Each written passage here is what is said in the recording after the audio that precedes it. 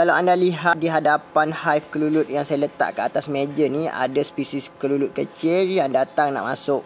Untuk hive ni saya letak atas meja ni tempat saya buat kerja kat sini kan. Tapi hari ni dah ada kelulut yang datang masuk. Untuk spesies kecil ni kita panggil dia Fusco balteta lah. Tengok tu dia orang dah masuk kat situ kan. Dan untuk spesies kecil ni kalau korang ada ternak spesies besar, contohnya Thoracea, dia memang tak sesuai sebab spesies ni dia boleh mengambil alih.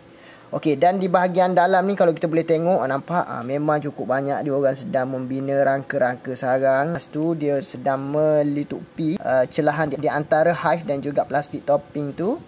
Okey, so kalau siapa yang ternak kelulut ni nak buat koleksi untuk spesies ni, bolehlah Roger. Kita ada banyak kat sini.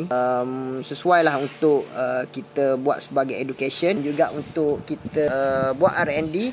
Tapi yang paling best untuk spesies kecil ni, dia punya rasa madu dia memang sangat manis. Lebih manis dan best lagi daripada madu lebah. Kalau korang tak percaya, korang kena try nanti. Tapi nak try, korang kena ambil madu dia, perah apa semua lah.